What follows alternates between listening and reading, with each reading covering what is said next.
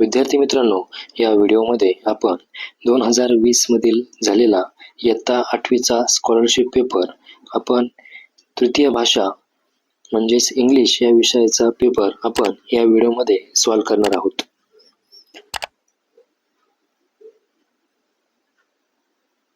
बघा, पहिला प्रश्न हा छोटासा पॅराग्राफ वरती त्यांनी प्रश्न दिलेले आहेत. पहिला प्रश्न आहे, the above news tell us about. ही जी न्यूज दिलेली आहे ती कशाविषयी आहे? तर बघा, याचं जे करेक्ट आन्सर आहे ते ऑप्शन क्रमांक 4 आहे. द डायनासोर द फॉसिल म्हणजेच काय, तर डायनासोरचे जीवाश्म आहे त्याविषयी ही जी न्यूज ही दिलेली आहे. पुढचा प्रश्न आहे,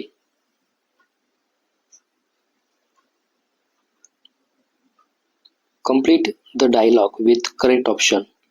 Meena, I am getting ... It's too cold here. Mother, don't worry dear, I will bring a sweater for you. बघा, याचं जे करेक्ट ऑप्शन आहे ते करेक्ट ऑप्शन आहे ऑप्शन क्रमांक 4, chilled to bone. याचा अर्थ होतो की हाडे गोठणारी थंडी. नक्कीच इट्स टू कोल्ड हिअर याचा संदर्भ आपल्याला थंडीचा दिसतोय आणि त्यामुळे जे करेक्ट ऑप्शन आहे ते 4 याचं करेक्ट ऑप्शन आहे. पहा, तिसरा प्रश्न आहे, choose the correct option for the following slogan. इथे बघा, आपल्याला स्लोगन आपल्या खाली दिलेले आहेत. The following slogan are about. इथे बघा, who will keep it clean if you don't. याचाच अर्थ असा होतो की तुम्ही स्वच्छ ठेवले नाही तर ते स्वच्छ कोण ठेवणार, असा अर्थ होतोय. पुढे पहा, डोंट स्पॉइल डोंट डिफाईल. याचा असा अर्थ होतो की घाण करू नका, प्रदूषण करू नका. पुढचा आहे, ग्रो प्लांट नॉट गार्बेज.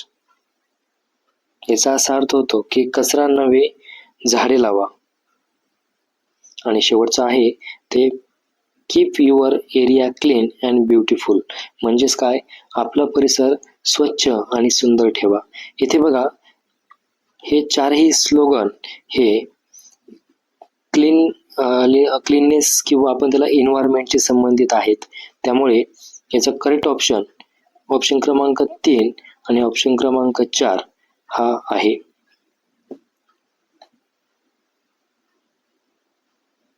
पुढचा प्रश्न पाहूया. पुन्हा एक छोटासा उतारा पॅराग्राफ आलेला आहे आणि त्या पॅराग्राफवरती प्रश्न तुम्हाला सोडवायचे आहेत.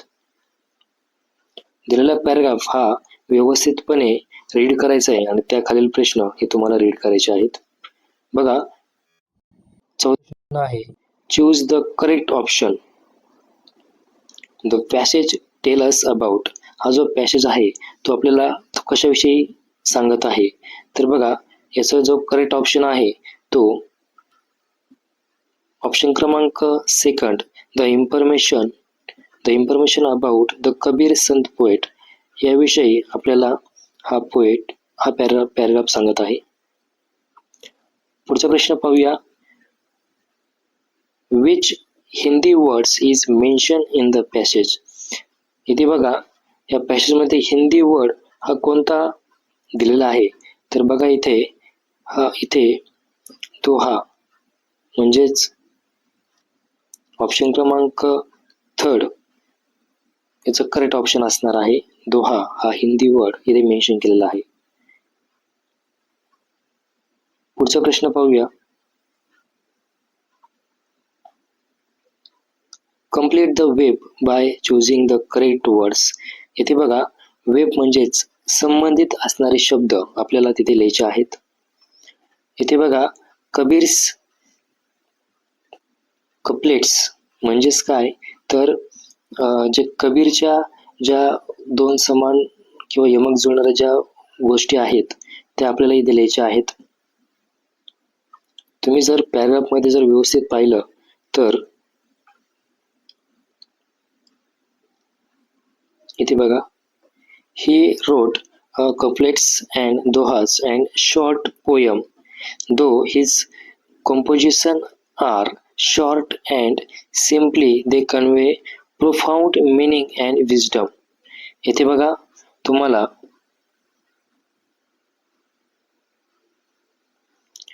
विजडम हा दिलेला आहे, शॉर्ट हा एक दिलेला आहे, सिंपल आहे आणि याच्याशी संबंधित शब्द म्हणजेच प्रोफाउंड हा याचा करेक्ट ऑप्शन येत आहे. प्रोफाउंड याचा असा अर्थ आहे की सखोल मिनिंग असणारे. पुढचा प्रश्न पाहूया.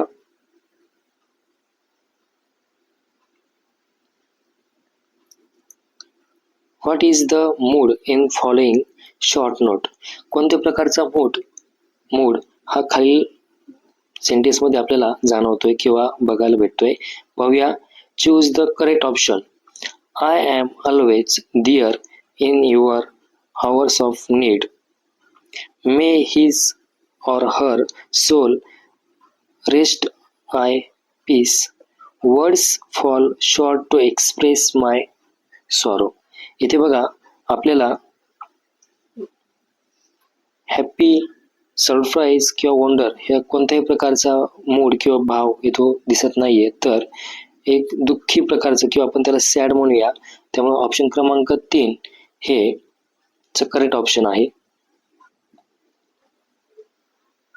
पुढचा प्रश्न पाहूया.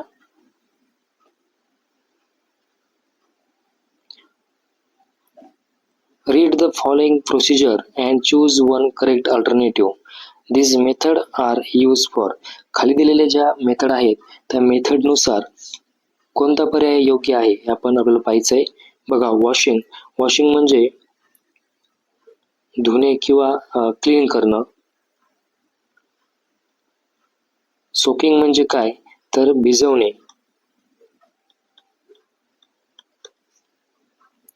ग्राइंडिंग म्हणजे काय, तर दळणे. फर्मेटिंग म्हणजे काय, तर आंबवणे.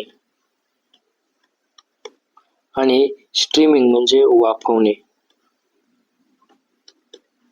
इथे बघा, वॉशिंग क्लोथ कोणतंही हे प्रोसिजर ह्या वॉशिंग क्लोथ साठी योग्य ठरत नाही. पुढचं बघा, मेकिंग रोटीज बनवण्यासाठी सुद्धा नक्कीच ही प्रोसेस फॉलो केली जात नाही. आणि सेकंड आहे मेकिंग इडलीज. नक्कीच तांदूळ आपण वॉश करतो, सोकिंग करतो, ग्राइंडिंग करतो, नंतर फर्मेटिंग करतो आणि नंतर स्ट्रीमिंग म्हणजेच त्याला वाफवतो. त्यामुळे आठ क्रमांकाचा जो प्रश्न आहे त्या 8 क्रमांकाच्या प्रश्नाचं जे करेक्ट ऑप्शन आहे ते सेकंड आहे, making idlis.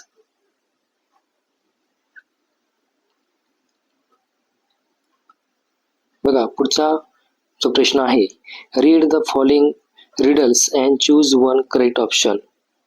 I am tall when I am young. I am short when I am old. What am I? बघा, मी ज्यावेळेस उंच होतो त्यावेळेस मी यंग होतो, त्यावेळेस मी उंच होतो, आणि ज्यावेळेस मी ओल्ड झालो त्यावेळेस मी शॉर्ट झालो. याला आपल्याला करेक्ट ऑप्शन ओळखायचं आहे. बघा, ट्री तर होऊ शकत नाही, एग्स होऊ शकत नाही, स्टिक होऊ शकत नाही. याचा जो करेक्ट ऑप्शन आहे तो आहे candles.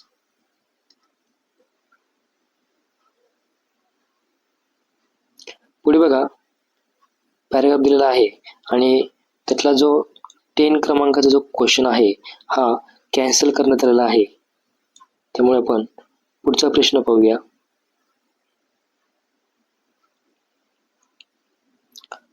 Choose the correct option for the correct title to the passage.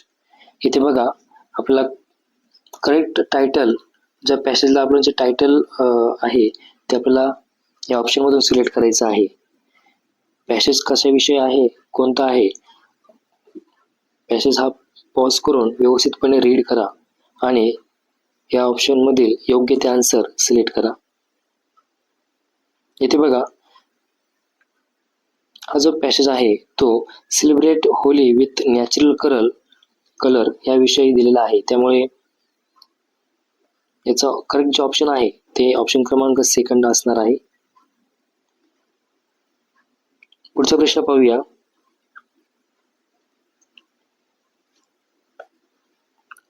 Choose the correct alternative. इथे बघा, Rishikesh was awarded as a best student of the year. Find out 3 adjective which suits him. इथे बघा, आपल्याला 3 adjective हे याच्यामध्ये शोधायचे आहेत. तर करेक्ट ऑप्शन आहे गुड, हॉनेस्ट अँड ब्रेव. इथे बघा, ब्रेव हा एक आपल्याला इथे सापडतोय. पुढे हॉनेस्ट हा एक इथे सापडतोय आणि ब्रेव एक सापडले, हॉनेस्ट एक सापडले आणि जे गुड आहे ते गुड आपल्याला हे इथे सापडत आहे. ठीक आहे, तर ऑप्शन क्रमांक फर्स्ट याचा होतोय. पुढचा प्रश्न पाहूया.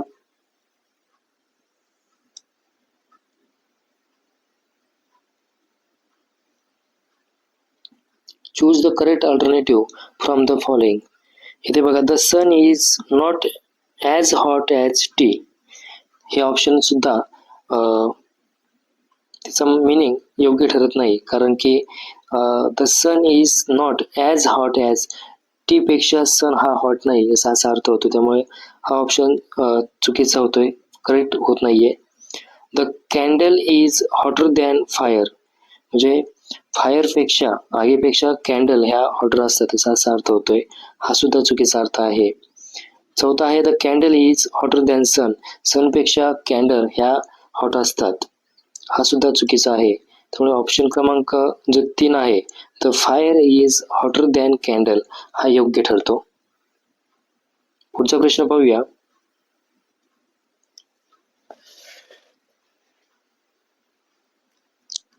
Go through the following diagram and choose the correct alternative. इथे बघा, the mother sed can you see the rainbow. इथे बघा, इनडायरेक्ट स्पीच डायरेक्ट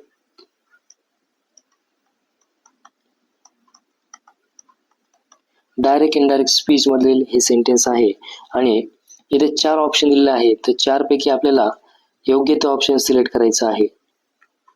इथे बघा, डायरेक्ट स्पीच करत असताना आपल्याला रिपोर्टिंग व्हर्ब हे आपल्याला जर प्रश्नार्थ किंवा आपण त्याला म्हणतो जर व्हर्बल क्वेश्चन असेल, म्हणजेच can you see the rainbow हा व्हर्बल क्वेश्चन आहे. व्हर्बल क्वेश्चन जर असेल तर आपल्याला रिपोर्टिंग व्हर्ब हे आपल्याला आस्क असं घ्यावं लागतं किंवा वॉन्टेड टू वाक्याच्या नुसार आपल्याला ते घ्यावं लागतं. त्यानंतर रिपोर्टिंग व्हर्ब नंतर आपल्याला कंजक्शन हे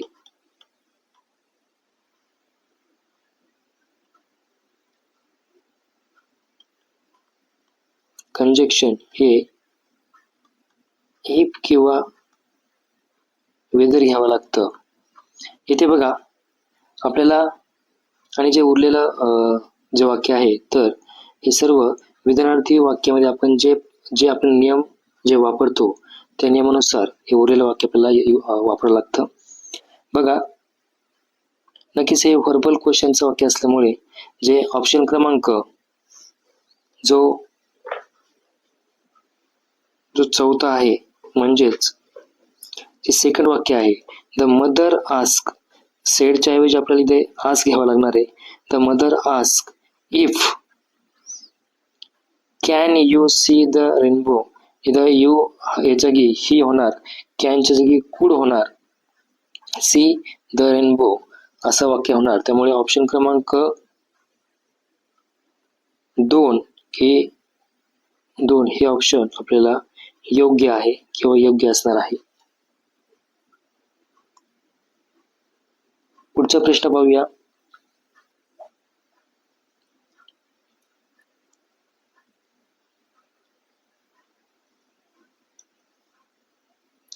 Find out one correct alternative of type of tense of underlined word. बघा, इथे आपल्याला अंडरलाईन केलेला जो शब्द आहे त्या शब्दावरून त्या वर्डवरून आपल्याला टेन्स कोणता आहे हा ओळखायचा आहे. When a farmer was returning home from the market, dark clouds gathered in the sky.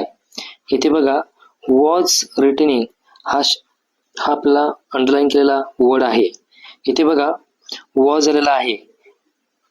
was where plus क्रियापदाला ing हे सूत्र आपल्याला बघा पास्ट कंटिन्युअस टेन्स मध्ये आपण याचा वापर करत असतो. म्हणजेच हे जे वाक्य आहे हे वाक्य पास्ट कंटिन्युअस टेन्स मधील आहे. म्हणजेच सब्जेक्ट प्लस टू बीच्या रूपामध्ये वॉज किंवा आपण वेअर यूज करत असतो. क्रियापदाला ing आणि ऑब्जेक्ट अशा प्रकारचं सूत्र आपण पास्ट कंटिन्युअस टेन्स मध्ये हे वापरत असतो.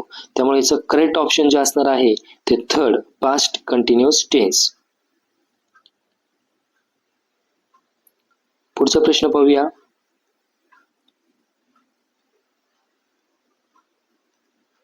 Choose to correct alternative for the following sentence which shows the correct object and its active voice. इथे बघा चेंज द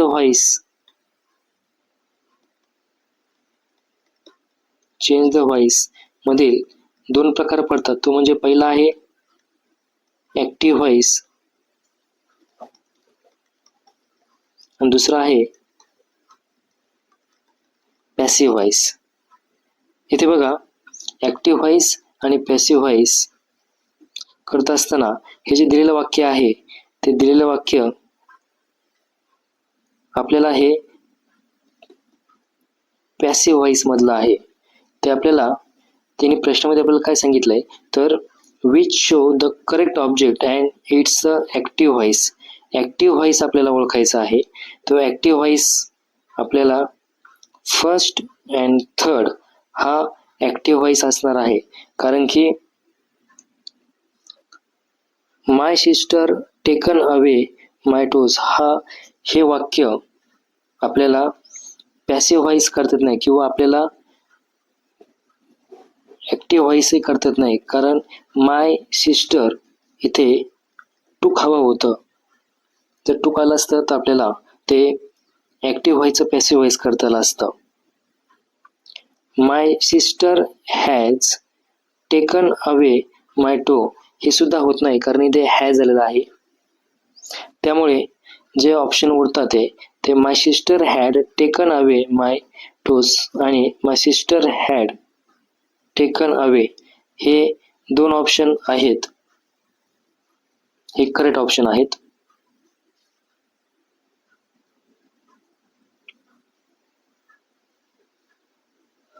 पुढचा प्रश्न पाहूया.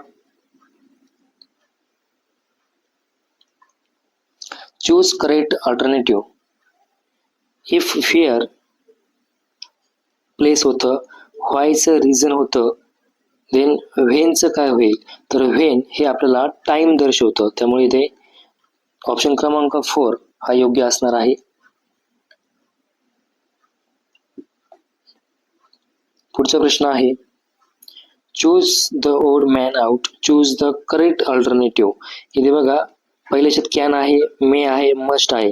हे तीनही मॉडल ऑक्झिलरीज आहेत आणि डू हे एक क्रियापद आहे.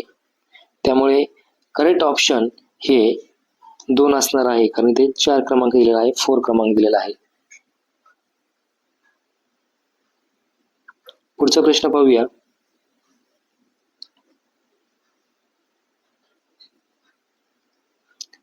Choose one correct alternative of following. Last week grandfather want to visit Kashmir. He book tickets. इथे बघा अंडरलाईन बुकच्या खाली असणे गरजेचं होतं कारण की इथे आन्सर की मध्ये आपल्याला ऑप्शन क्रमांक 2 दिलेला आहे फॉर. पुढचा प्रश्न पाहूया. Choose one correct alternative to form of exclamatory sentence.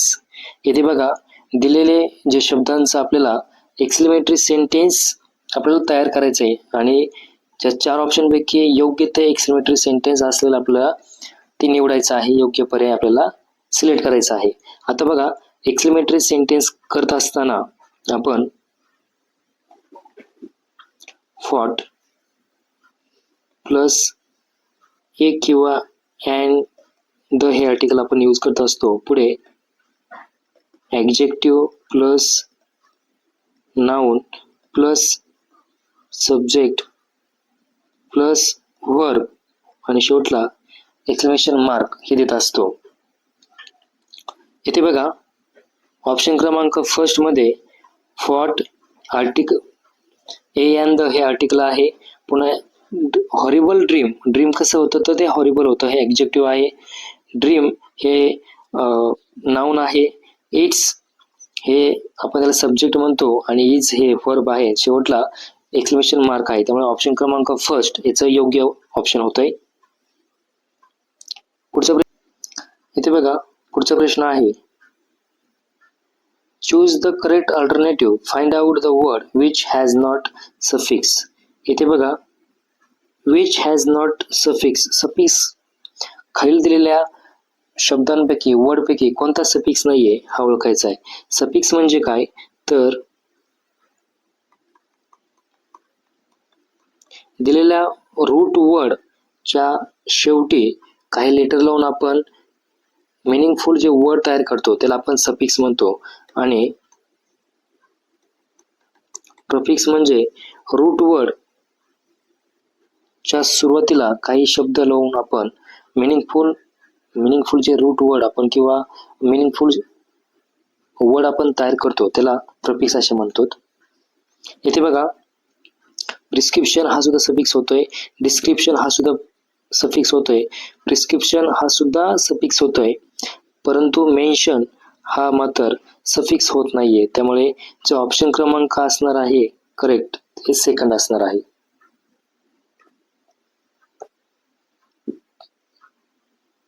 पुढचा पाहूया.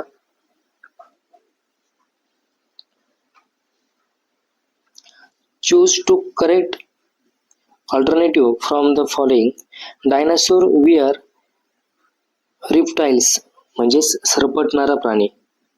There were many different types of dinosaur, all dinosaur did not look. इथे बघा, सिमिलर आणि अलाइक हे योग्य असणार आहे. सिमिलर म्हणजे सारखे आणि अलाइक याचा अर्थ सुद्धा आपल्याला एकसारखा या अर्थाने घ्यायचा आहे. पुढचा प्रश्न पाहूया. Read following sentence, choose the correct alternative. When Mr. Yadav gets back from his office, he expects his servant to have hot meal waiting for. इथे बघा, याचं जे करेक्ट ऑप्शन असणार आहे ते ऑप्शन क्रमांक फर्स्ट म्हणजेच फॉर च्यासाठी असा याचा अर्थ होतो. पुढचा प्रश्न आहे choose correct alternative from the following option. Which word is related to eye. खाली दिलेला जे शब्द आहेत ते आयच्या संबंधी कोणता शब्द आहे. त्याचा करेक्ट जो ऑप्शन आहे तो आहे फोर साइट म्हणजेच दृष्टी आपण असं म्हणतो. पुढे बघूया शेवटचा प्रश्न. Choose the correct alternative from the following option, find out the correct phrase. इथे बघा, आपल्याला करेक्ट फ्रेज हे आपल्याला ऑप्शन मधून सिलेक्ट करायचे आहे. Viraj is a very good at math. He is a good singer. He is a champion of cricket. He loves swimming. He is a jack of all trades. Second option correct होत आहे, कारण jack of all ट्रेड्सचा असा अर्थ होतो की अनेक कामं येणारा परंतु एका कामात पूर्ण तज्ज्ञ नसलेला, असा या अर्थाने जॅक ऑफ ऑल ट्रेड्स हे योग्य ऑप्शन असणार आहे. बघा मित्रांनो, परीक्षा जवळ आलेली आहे त्यामुळे जास्तीत जास्त तुम्ही ज्या बोर्डाला एक्झाम झालेल्या आहेत इथून मागच्या त्या प्रिव्हियस इयरच्या क्वेश्चन पेपर हे जास्तीत जास्त सॉल्व करण्यावरती भर द्या. नक्कीच आपण सर्व प्रश्नपत्रिका आपण घेऊन येणार आहोत. त्यामुळे मित्रांना हा व्हिडिओ शेअर करा आणि व्हिडिओ आवडला असेल तर लाईक नक्की करा. धन्यवाद.